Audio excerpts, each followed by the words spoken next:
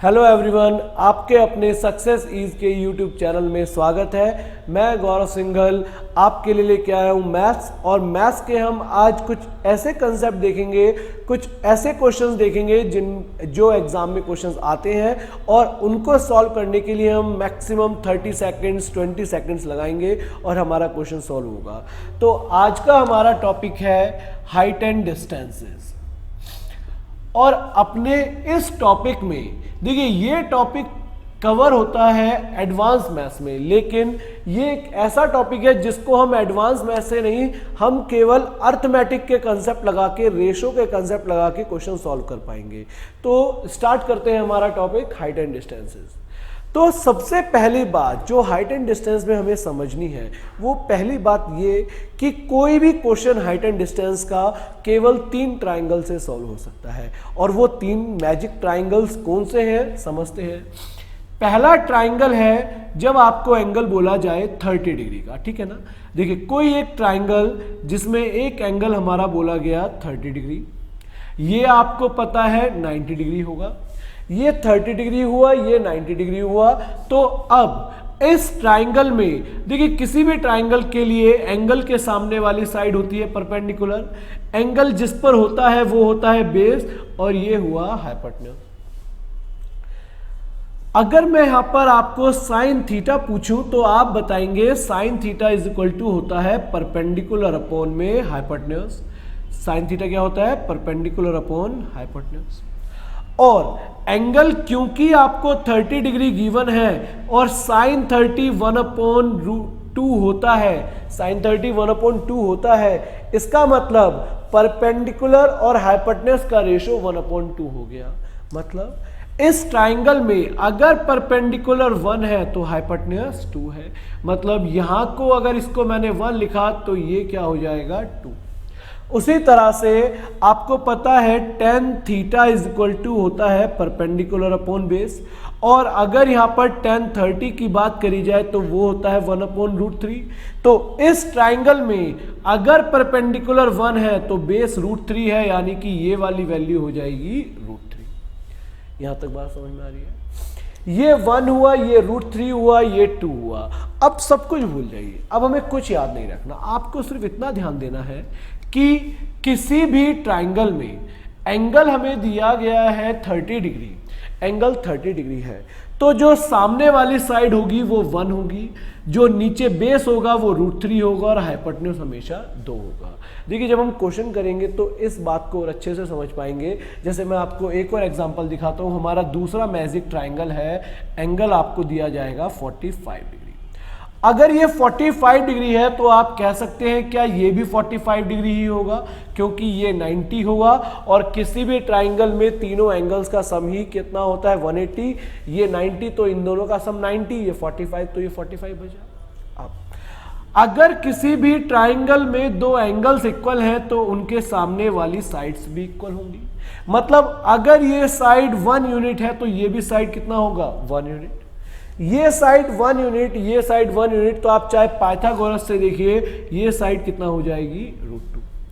अब हमें इसके ज्यादा कुछ समझने की जरूरत नहीं है, सिर्फ इतनी सी बात कि किसी भी ट्राइंगल में अगर 45 डिग्री एंगल है तो ये दोनों साइड तो होंगी 1 और हाइपोटेन्यूज होगा √2। एक तीसरा ट्राइंगल जो थर्ड मैजिक ट्राइंगल है, उसमें एंगल दिया जाएगा आपको 60 डिग्री का। अगर ये 60 डिग्री का एंगल कहलाता है तो 60 डिग्री के ट्राइंगल में आप समझिए इस बात को। देखो, मैं चाहे तो यहां से आपको दिखा देता हूं, ये हमारा एंगल कितना होगा? 60 डिग्री का होगा। अगर ये ट्राइंगल 60 डिग्री का है एंगल, तो इसको अगर मैं नीचे कर दूं तो ये साइड 1 हो जाएगा, ये √3, और ये हो जाएगा 2। और हमें ऐसे भी पता है कि tan 60 degree is equal to होता है √3 is equal to perpendicular upon base. तो अगर परपेंडिकुलर √3 है तो बेस कितना हो जाएगा? 1। देखा आपने, परपेंडिकुलर √3 हो गया, बेस 1 हो गया। साइन 60 डिग्री बताएंगे मुझे कितना होता है? √3 अपॉन में 2 is equal to perpendicular upon hypotenuse.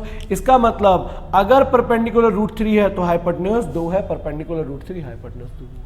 तो अब आपके सामने ये 3 ट्राइंगल्स, बस ये 3 ट्राइंगल्स है जो मैजिक ट्राइंगल है हमारे पूरे हाइट एंड डिस्टेंस के किसी भी क्वेश्चन को सॉल्व करने के लिए मोर देन एनफ। कोई भी क्वेश्चन हमारा इन ट्राइंगल से बाहर नहीं पूछा जा सकता। तो अब हम क्वेश्चंस की तरफ चलते हैं कि एग्जाम में जो क्वेश्चंस आते हैं वो कभी कभी कैसे पूछे जाते हैं।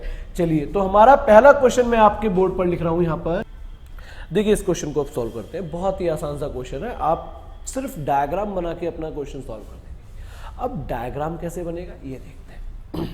देखिए क्या क्वेश्चन है, ये एक ट्राइंगल है, ये एक ट्राइंगल है। इस ट्राइंगल पर पहुंचने से पहले हम इस बात को समझते हैं। मैं थोड़ा सा और इसको आपको डीपली समझाता हूं और आसान तरीके से। देखिए, एक बच्चा यहाँ पर, ये ग्राउंड है, यहाँ पर एक बच्चा खड़ा होकर पतंग उड़ा रहा है और जो ये पतंग है ये कुछ इतनी हाइट पर उड़ रही है, 150 मीटर की हाइट पर उड़ रही है। और इसकी जो मांझा है, जो ये स्ट्रिंग है, मान लीजिए बच्चा यहाँ शिफ्ट हो गया, ये स्ट्रिंग है, ये 60 डिग्री का एंगल बनाती है।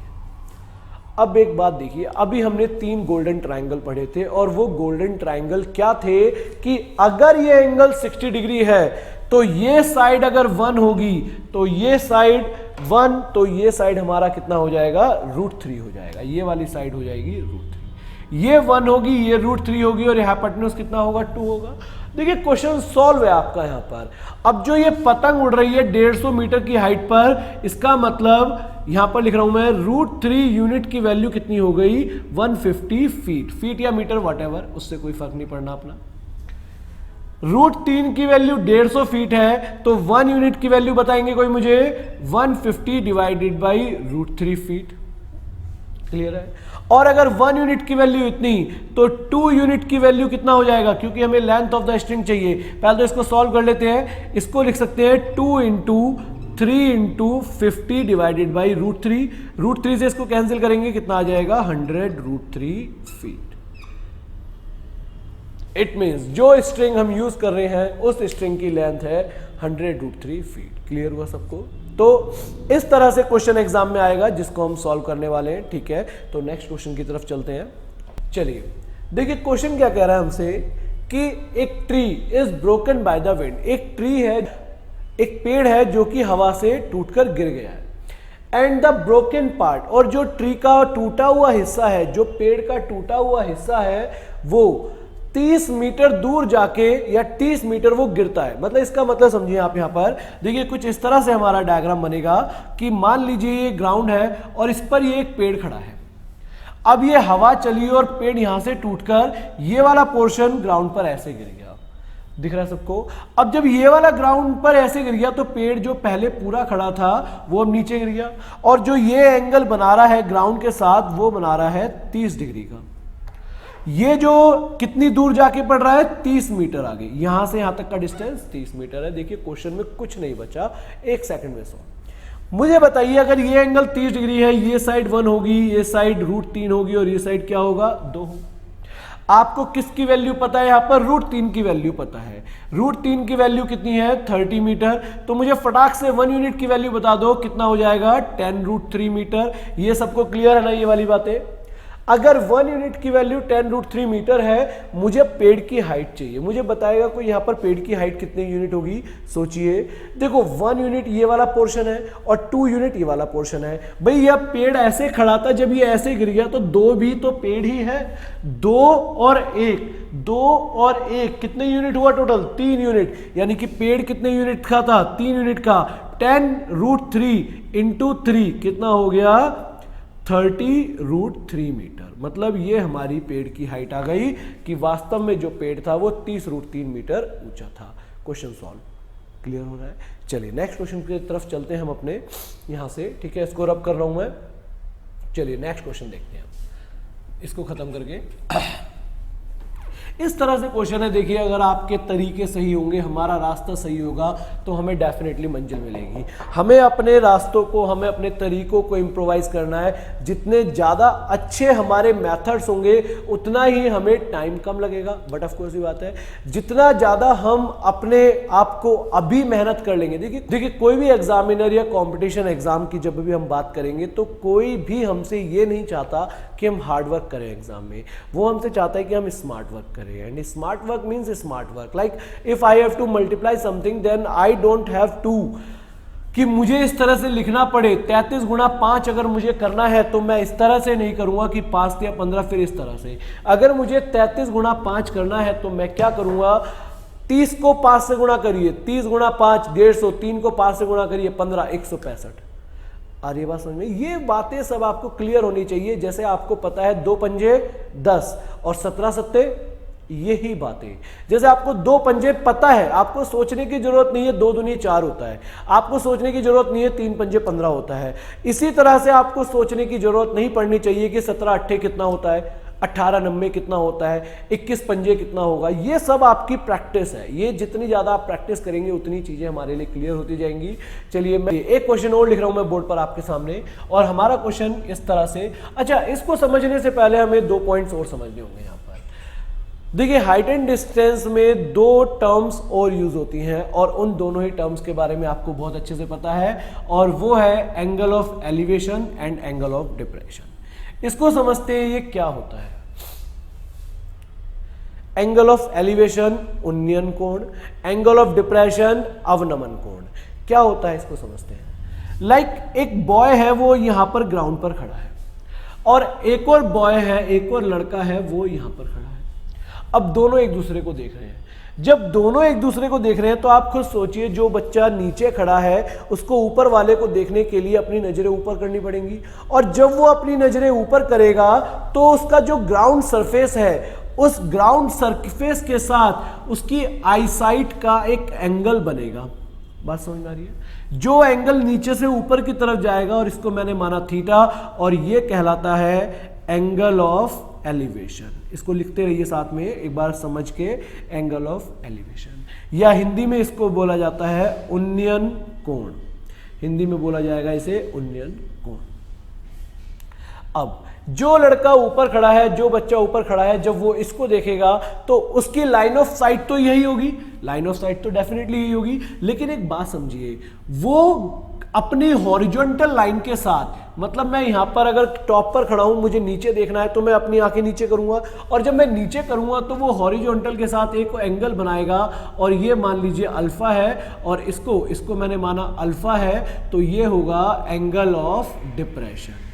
एंगल ऑफ डिप्रेशन, और एंगल ऑफ डिप्रेशन को कहते हैं हिंदी में अवनमन कोण। अवनमन कोण, बात समझ में आ रही है वाली? ठीक है, एंगल ऑफ डिप्रेशन को बोला जाएगा अवनमन कोण। आगे बढ़ते हैं। अब यहां पर एक बात देखिए, आपको पता है ये ग्राउंड सरफेस है और हॉरिजॉन्टल लाइन है, और अगर ग्राउंड सरफेस और हॉरिजॉन्टल लाइन, तो आपको ये बहुत अच्छे से पता है कि ये दोनों पैरेलल होंगे, और अगर कोई भी लाइन ऑफ साइट या कोई भी लाइन इन दोनों लाइंस को काटती है तो ये वाला जो एंगल है वो इसके इक्वल होगा। तो यहां पर अल्फा और थीटा आपस में इक्वल होंगे, और अल्फा और थीटा इक्वल होने से क्या मतलब, angle of elevation is always equal to angle of depression for the same line of sight. एक ही लाइन ऑफ साइट के लिए angle of depression angle of elevation के इक्वल होगा। बात क्लियर हो रही है सबको? तो एक क्वेश्चन देखते हैं इस पर। देखिए, बहुत ही शानदार सा क्वेश्चन है, आसान क्वेश्चन है। अभी हम धीरे धीरे अपना लेवल बढ़ाएंगे, धीरे धीरे चलेंगे, आगे बढ़ेंगे, बहुत अच्छे अच्छे क्वेश्चंस भी करेंगे और आसान क्वेश्चंस भी देखेंगे। तो देखिए, बहुत सिंपल सा क्वेश्चन है हमारे सामने। क्वेश्चन क्या कह रहा है कि एक टावर है, देखिए ये एक टावर बना दी मैंने, ये एक टावर है, इस टावर के टॉप पर एक बॉय खड़ा है, और वो नीचे देखता है कि एक कार है। अब जो ये कार है, इसका जो, अब देखो बॉय ने क्या बोला कि जो एंगल ऑफ डिप्रेशन है वो हमारा एंगल दिया हुआ है 60 डिग्री का। इस टावर की हाइट दी हुई है 90 मीटर या 90 फीट, जो भी है 90 मीटर है। ये 60 डिग्री का एंगल ऑफ डिप्रेशन है। अगर ये एंगल ऑफ डिप्रेशन 60 डिग्री है, तो अभी हमने थोड़ी देर पहले देखा था इससे पीछे ही कि angle of depression equal to angle of elevation.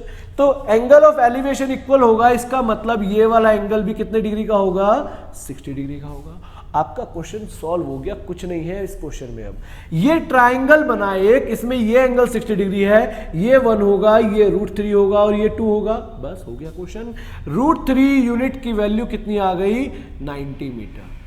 अगर √3 यूनिट की वैल्यू 90 मीटर है तो मुझे बताएंगे 1 यूनिट की कितनी हो जाएगी, 90 डिवाइडेड बाई √3 मीटर। और मुझे लग रहा है कि यही हमसे पूछा था। क्यों पूछा था? क्योंकि हमसे एक कार का इस बिल्डिंग से डिस्टेंस पूछा था जो कि 1 यूनिट है, और हमारा आंसर आ गया 30 √3 मीटर। देखिए कितना क्वेश्चन, कितना टाइम लगा। मैं आपको पहले भी कह चुका हूं, मैं फिर आपको कह रहा हूं, हाइट एंड डिस्टेंस के किसी भी क्वेश्चन में, रादर ज्योमेट्री मेंसुरेशन के भी किसी भी क्वेश्चन में हमारा सबसे इंपॉर्टेंट काम होता है कि हम अपना डायग्राम सही बनाएं।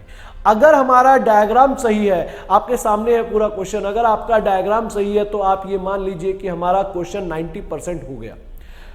बाकी का जो 10% काम है वो मुश्किल से 5 से 7 सेकंड का रह जाता है, जिसको आप सिर्फ ऑब्जर्व करके सॉल्व कर सकते हैं। तो क्लियर हो रही है वाली बात? आपके सामने जो भी क्वेश्चन है ये सब समझ में आ रहा है आपको? ठीक है, तो फिर कोई बात नहीं, अगला क्वेश्चन देखते हैं। ऐसी क्या भी बात है, ठीक है। नेक्स्ट क्वेश्चन, हम आगे बढ़ रहे हैं नेक्स्ट क्वेश्चन पर, इसको रब कर दिया जाए।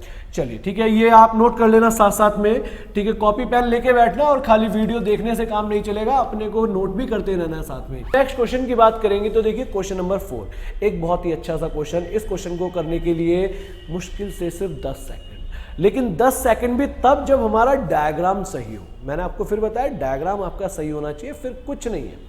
चलिए क्वेश्चन इज दिस, बहुत ही सिंपल, बहुत ही आसान सा क्वेश्चन है। अब क्वेश्चन क्या कह रहा है ये देखते हैं, ठीक है। ये हमारे सामने क्वेश्चन लिखा हुआ है। फिर अगेन एक बिल्डिंग है, ठीक है ना, एक बिल्डिंग है, ये हमारा ग्राउंड सरफेस है, ये एक बिल्डिंग है। इस बिल्डिंग पर एक लड़का खड़ा है जिसको और कोई काम नहीं है, वो सारे दिन गली में देखता रहता है, ठीक है। तो ये लड़का ऑब्जर्व करता है, ये लड़का ऑब्जर्व करता है कि नीचे 2 कुत्ते खड़े हैं, ठीक है ना। अब देखिए क्वेश्चन में आपको हिंदी में ही बता देता हूं एक बार। A boy from the top of a building, एक लड़का अपनी बिल्डिंग की छत से, अपनी बिल्डिंग के टॉप से नीचे 2 कुत्तों को देखता है, ठीक है ना। और जो दोनों कुत्ते हैं, जो दोनों डॉग्स हैं, वो 45 डिग्री और 60 डिग्री का एंगल बना रहे हैं। अब 45 डिग्री और 60 डिग्री का जो एंगल बना रहे हैं और उनके बीच का डिस्टेंस दिया हुआ है आपको 50 मीटर, तो मुझे हाइट ऑफ द बिल्डिंग पता करनी है। देखिए आपके सामने 2 कुत्ते खड़े हैं, एक 45 डिग्री का एंगल ऑफ डिप्रेशन बना रहा है और एक बना रहा है एंगल ऑफ डिप्रेशन 60 डिग्री का। ये वाली बात सबको क्लियर है कि जो 45 डिग्री वाला होगा वो यही होगा। अब ये वाली बात, हालांकि मैं इस तरह से लिखना चाहिए था मुझे पहले कि भाई ये 45 डिग्री है और ये हमारा 60 डिग्री है, लेकिन अब हम इतना ज़्यादा बॉदर नहीं करेंगे इन चीज़ों को। हमें पता है, इसको करने की ज़रूरत नहीं है। मैं क्यों अपना टाइम वेस्ट करूँ यहाँ पर लिखने में। यहाँ लड़का खड़ा है, ये यहाँ पर 45 डिग्री का कोण होगा और ये कितने डिग्री का होगा, 60 डिग्री का होगा। देखो सबसे पहली बात, हमारा डायग्राम सही होना चाहिए। हमारा डायग्राम अगर आपको दिख रहा है कि सही है तो हम आगे बढ़ते हैं। अब आगे बढ़ते हैं, डायग्राम सही है हमारा, ठीक है ना भाई। ये 60 डिग्री का एंगल लग रहा है, ये 45 डिग्री का एंगल लग रहा है। अगर ये 60 डिग्री, और हाँ आपको ये भी पता है, ये डिस्टेंस पता है कितना मीटर है, 50 मीटर। यहां से लेकर यहां तक का डिस्टेंस 50 मीटर। अब हम पहले इस ट्रायंगल की बात करते हैं। मुझे बताइए अगर ये साइड 1 है तो ये साइड कितनी होगी, √3 होगी। क्यों? क्योंकि 60 डिग्री का एंगल है। ये साइड 1 हुई, ये साइड √3 हुई। अब एक और बात, अगर ये साइड 1 होती तो ये पूरी साइड भी 1 होती। ये वाली बात पता है क्यों होती? क्योंकि ये एंगल 45 डिग्री, ये भी कितना रहेगा, 45 डिग्री। इस लाइन को तो मैं फालतू की लाइन है, इसको हटा रहा हूं फिलहाल। ये लाइन 45 डिग्री, ये भी एंगल 45 डिग्री, तो ये लाइन इस लाइन के बराबर होता। और ये अगर इसके बराबर होता, लेकिन ये तो किसके बराबर है, √3 के बराबर है पूरा, तो ये पूरा भी किसके बराबर हो गया, √3 के बराबर। पॉइंट क्लियर हुआ? देखो मैं समझाता हूं इसको। ये हमारा 45 डिग्री का एंगल है। अगर ये तो 1, अगर ये 2 है तो ये कितना हो जाएगा, 2। अगर ये √3 है तो ये कितना हो जाएगा, √3। वही बात समझ में आनी चाहिए आपको। चलिए, ये पूरी साइड √3 है, ये पूरी साइड √3 है और ये पार्ट 1 हुआ, तो ये वाला पार्ट कितना बच गया, √3 - 1। और यहां अगर आपका डायग्राम पहुंच गया, यहां तक आप पहुंच गए तो बस आपका क्वेश्चन सॉल्व हो गया। देखिए कैसे, आपको पता चल गया √3 - 1 की वैल्यू कितनी है, 50 मीटर। अब देखिए कई स्टूडेंट ये भी गलती करते हैं, मुझे कितने की वैल्यू चाहिए, √3 की वैल्यू चाहिए, और वो क्या करेंगे, √3 की वैल्यू कर देंगे 51 मीटर। सरासर गलत है। मतलब इसके लिए माफी नहीं है अगर आपने ऐसा कर दिया तो। क्यों नहीं है? क्योंकि √3 - 1 यूनिट वैल्यू है और 50 मीटर हमारी एक्चुअल वैल्यू है। जब √3 - 1 unit value 50 metre actual value है तो आप इसको डायरेक्ट नहीं रख सकते ऐसे। आपको 1 यूनिट की वैल्यू निकालनी पड़ेगी जो कि 50 बटे में √3 - 1 होगी। ठीक है, ये सब आपको आना चाहिए। 1 यूनिट की वैल्यू अगर क्लियर हो रही है ना बात? मतलब मेरा कहने का मतलब ये है, अगर a की वैल्यू 5 है तो 1 यूनिट की वैल्यू 5/a ही होगी, और अगर a माइनस बी की वैल्यू 5 है तो a की वैल्यू क्या 5 प्लस b हो जाएगी? नहीं, ठीक है, इस तरह से नहीं। 1 यूनिट की वैल्यू अगर 50/√3 माइनस 1 हुई तो हमें किसकी पता करनी है? √3 यूनिट की, तो √3 की हो जाएगी 50√3 डिवाइडेड बाई √3 माइनस 1, और ये हमारा आंसर हो जाएगा। अब आंसर आप देखना, आपको इसी फॉर्म में मिलेगा या इसको रैशनलाइज करके मिलेगा, तो जो भी हमारा जिस तरह से भी हमारे पास ऑप्शन होंगी हम उससे अपना आंसर बता देंगे। लेकिन क्वेश्चन का आपको डायग्राम सही बनाना है, और डायग्राम सही बनाने का मतलब ऐसा नहीं है। आपको मैं एक और बात दिखाता हूं जो जनरली गलती होती है। आपको बोला गया 60 डिग्री का एंगल बनाइए और आपने ये बना दिया 60 डिग्री का एंगल, जो कि सरासर गलत है। देखिए 60 डिग्री का एंगल अगर आपको बोला गया है बनाने के लिए तो आप मत बनाइए 60 का, लेकिन 30 का तो मत बना दीजिए। क्लियर हो रही है ना बात? तो ये सब बातें हैं छोटी छोटी जिनका हमें ध्यान रखना है, और यही जो हम ध्यान रखेंगे तो हमारे 50 में से 50 मार्क्स आएंगे, 200 में से 200 आएंगे, 25 में से 25 आएंगे। देखिए मैथ्स के किसी भी कंपटीशन एग्जाम में 80%, 90% मार्क्स लाना कोई बड़ी बात नहीं है। 80% मार्क्स या 85% मार्क्स हर स्टूडेंट के आते हैं। आपको 100% मार्क्स लेके आने हैं, और अगर 100% मार्क्स लेके आने हैं तो इन सब बातों का हमें ख्याल रखना ही है, ठीक है। तो एक क्वेश्चन और मैं आपके लिए इसी वीडियो के लिए लास्ट क्वेश्चन हम देखते हैं, क्वेश्चन नंबर 5। देखिए क्वेश्चन नंबर 5 बहुत ही आसान क्वेश्चन है। अब इस क्वेश्चन का जवाब आप ही देंगे। आप वीडियो देखना, क्वेश्चन देखना, नोट करना कॉपी में, सॉल्व करने की कोशिश करना वीडियो पॉज करके। चलिए ये रहा क्वेश्चन 5 नंबर आपके सामने, ठीक है। नहीं कहूंगा मैं कि करोड़ रुपए का है, ठीक है। क्वेश्चन नंबर 5, चलिए इस क्वेश्चन को करने के लिए आप वीडियो को पॉज करना। बाकी यहां पर देखिए मैं सॉल्यूशन करा रहा हूं। तो देखिए क्या क्वेश्चन है कि एक बॉय है, वो एक टावर पे खड़ा है और वो ऑब्जर्व करता है कि एक कार आ रही है उस टावर की तरफ, और वो जो कार है अभी तो वो एंगल ऑफ डिप्रेशन या एंगल बना रही थी अपना 30 डिग्री, और 18 मिनट बाद ही उसने देखा तो वो एंगल उसका कितना रह गया? 60 डिग्री हो गया। ये वाली बात समझ में रही है? कार इस तरफ से इधर जा रही है। अब कार का जो एंगल ऑफ डिप्रेशन कहिए या एंगल ऑफ एलिवेशन कहिए वो 30 डिग्री से 60 डिग्री हो गया। देखिए इस क्वेश्चन को करने के दो तरीके देखेंगे हम। पहला तरीका जो हम अभी तक देखते आए हैं, अगर ये साइड 1 है तो ये साइड √3 होगी, और मुझे बताइए अगर ये साइड हमारी 1 होती तो ये पूरी कितनी हो जाती? √3, जबकि ये √3 है, ये √3 है तो ये कितना हो जाएगा? √3 इंटू √3 कितने यूनिट हो जाएगी? 3 यूनिट। इसको मैं कर दूं यहां पर कितने यूनिट? 3 यूनिट। ये 1 है तो ये √3 है, और ये √3 है तो ये 3 हो गई। ये 3, ये 1, तो ये कितना बच गया? 2 हो गया आपका क्वेश्चन। इस 2 यूनिट डिस्टेंस को कवर करने में उस कार को कितने मिनट लगते हैं? 18 मिनट। तो इस 1 यूनिट को डिस्टेंस कवर करने में उसको कितने मिनट लगेंगे? 9 मिनट। हमारा आंसर हमारे सामने। देखिए कितना टाइम लगा आपके पास? मुश्किल से 5 से 7 सेकंड लगे इस डायग्राम के बनने के बाद, लेकिन डायग्राम भी आपको 5 से 7 सेकंड में ही बनाना है, तो 10-11 सेकंड में हमारा ये पूरा क्वेश्चन सॉल्व हो जाना चाहिए था, ठीक है। क्लियर हुआ सबको?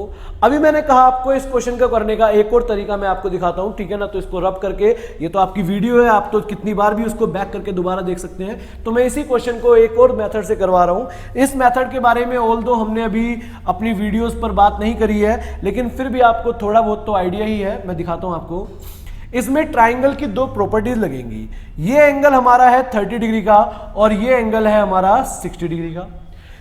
ये वाला जो डिस्टेंस है वो कवर कर रहा है 18 मिनट में, और ये वाला डिस्टेंस पूछा गया है।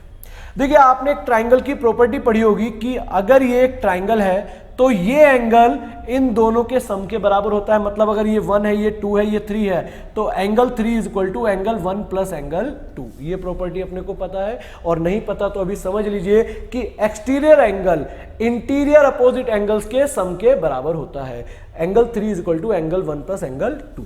यहां पर देखिए अगर मैं बात करता हूं, ये नाम दे दिया मैंने ABC, तो जो ये 60 डिग्री वाला एंगल है वो ABC के लिए एक्सटीरियर एंगल है, और अगर ये ABC के लिए एक्सटीरियर एंगल है तो ये 60 डिग्री होगा 30 डिग्री प्लस दिस एंगल, तो ये एंगल भी कितने डिग्री का बचेगा? 30 डिग्री का।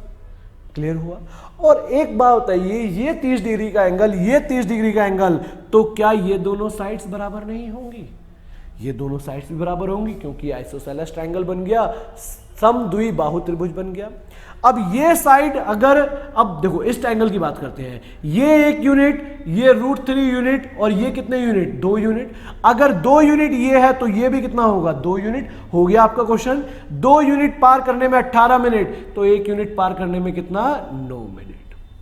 तो इस तरह से हमारे क्वेश्चन एग्जाम में आते हैं। ये 5 क्वेश्चन बहुत बेसिक क्वेश्चन थे जो हाइट एंड डिस्टेंस के बहुत एग्जाम्स में आ चुके हैं, बहुत सारे एग्जाम्स में हाइट एंड डिस्टेंस के क्वेश्चन आ चुके हैं। तो चलिए कोई बात नहीं, अगर आपको हमारी वीडियोस पसंद आई हो, हमारे चैनल को, हमारे इंस्टीट्यूट को अगर आपको फॉलो करना है तो प्लीज़ हमारे यूट्यूब चैनल को सब्सक्राइब करिए, लाइक करिए एंड शेयर करिए, ताकि आपको सिर्फ मैथ्स की नहीं और भी बहुत सारी वीडियोस जो आपके लिए बहुत फायदेमंद है, बहुत प्रोडक्टिव वीडियोस आपको मिलती रहे। Thank you everyone. और हाँ, बेल आइकन प्रेस करना मत भूलिए ताकि आपको रिसेंट अपडेट्स मिलते रहे। और एक बात और, देखिए ये चैनल हमारा अभी रिसेंट स्टार्ट होने वाला है, तो यह हो चुका है, तो अपने को आप सजेशंस अपने कमेंट बॉक्स में जरूर लिखिए। Thank you very much. Thank you everyone. Okay bye.